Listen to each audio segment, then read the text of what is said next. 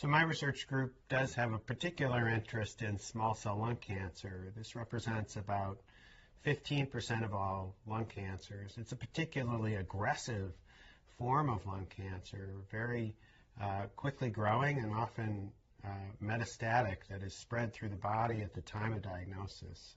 So it's a particularly difficult cancer. It's one that has a poor prognosis and for which we really need better therapies.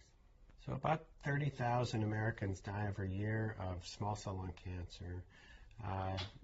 That overall represents about 15% of the total burden of lung cancer in the country, and similar statistics throughout the world.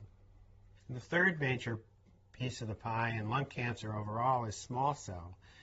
That's the part that we have probably the least detailed knowledge about the targetable drivers.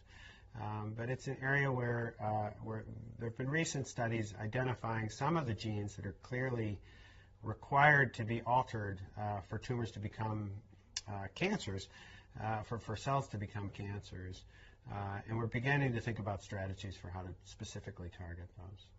So one of the difficulties about small cell lung cancer in particular is that although it's very chemoresponsive, it tends to shrink very nicely with therapy. It also comes back very quickly. So that although the response rates to standard cytotoxic chemotherapy can be as high as 70%, almost all those patients are destined to recur, and to recur quickly. Extensive stage small cell lung cancer overall has a median survival of only about 9 months from the time of diagnosis. So this is a cancer that, although it's very responsive, comes back very fast and comes back very aggressively.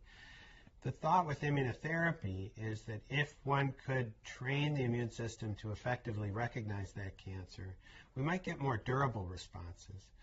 The response rate might not be as high as it is with chemotherapy, but the responses that you get might be much more durable, and that would really be a tremendous benefit to patients.